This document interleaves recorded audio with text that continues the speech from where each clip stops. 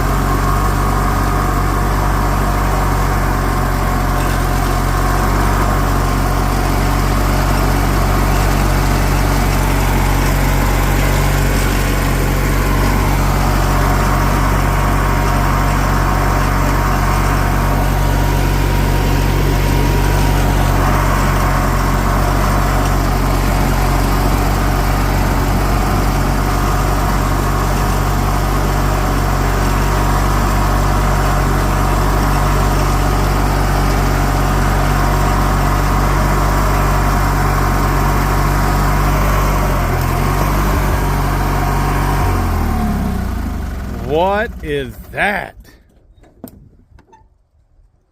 This is the place. So yesterday, just kind of out of the blue, I drove this in here. There's a little road right there that goes up like this to the field, so the farmers with the tractors and stuff can get the hay and the corn or whatever.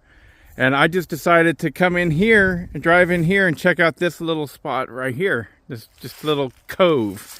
And I went, oh my God, are you kidding me? So I currently have an Arctic Cat Puma.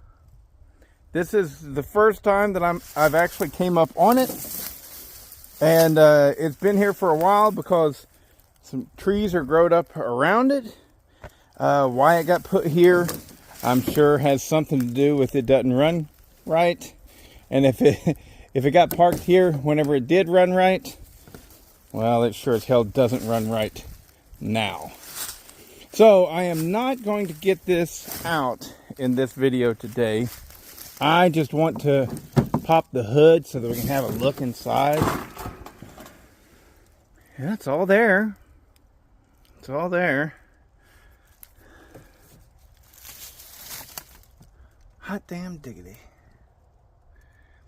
Alright, so these were single carb setups with a single exhaust pipe, 2 into 1. It's a 340 engine. And, oh, I just saw the first bad sign. Check it out. Did you guys already see it? We're missing a spark plug, which tells me that if that wasn't ruined before, it is now.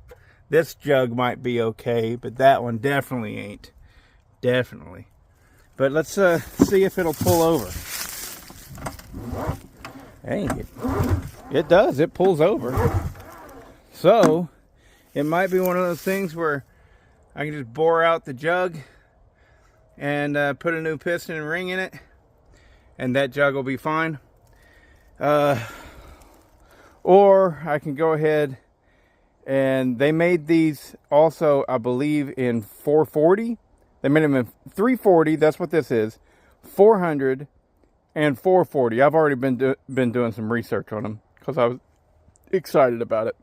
So anyways, I could just go ahead and swap out that motor completely with a 440.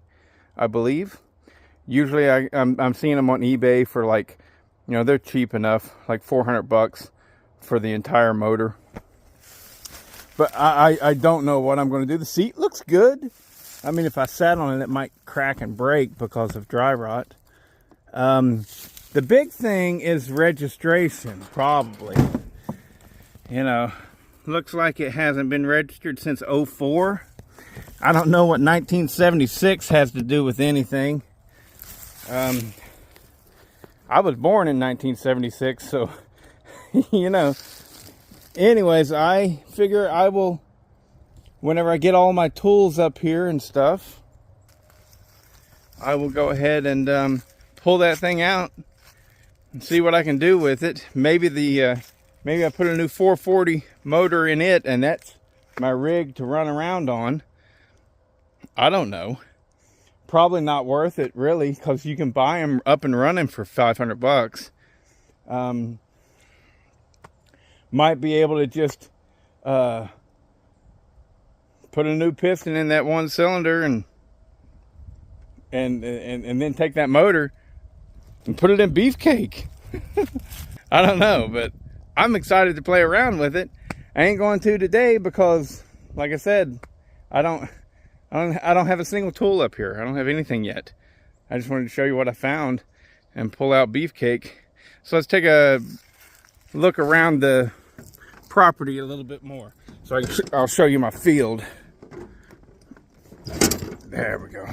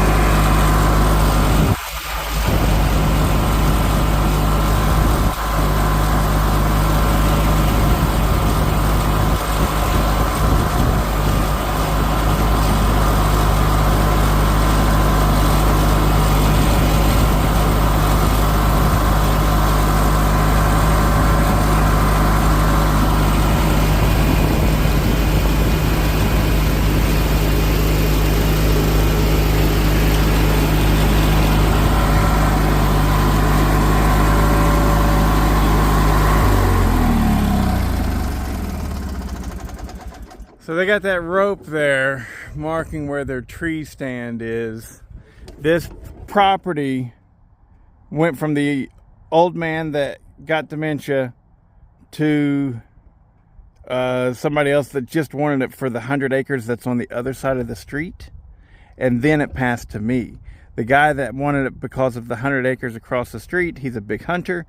And he thought while he had it and it was currently in his name, he would go ahead and cut and make a food plot, which is exactly what he did. He's got a camera out there somewhere. See, he had a camera.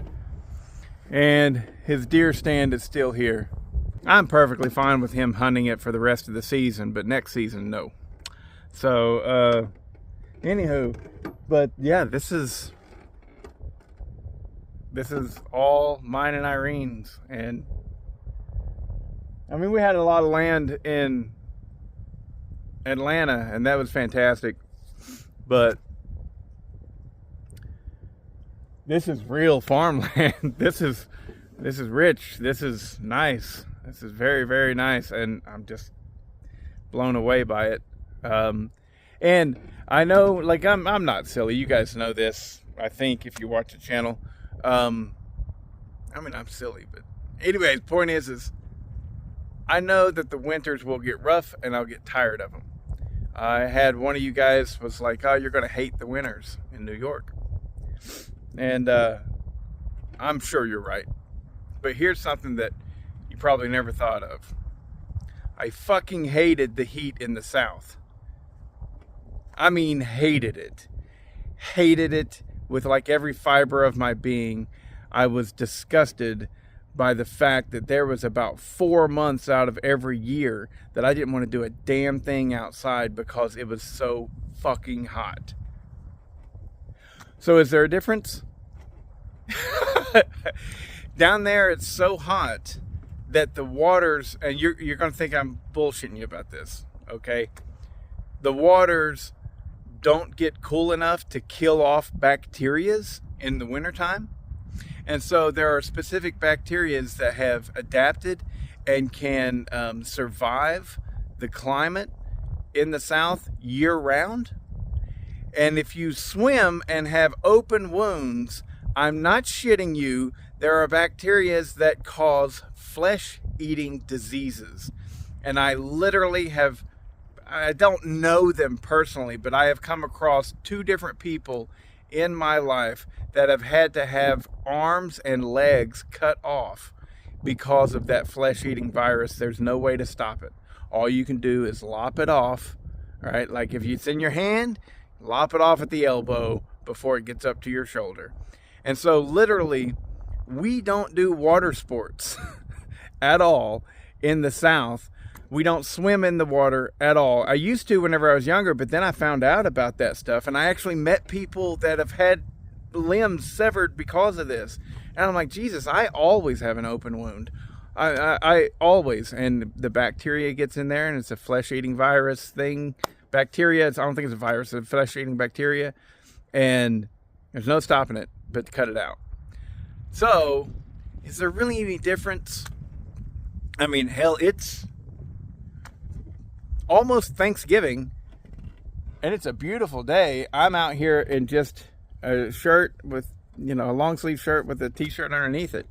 So all that stuff that people say, I think, is about cold weather and everything. I feel like most of the people, I don't know. I just, let me experience it.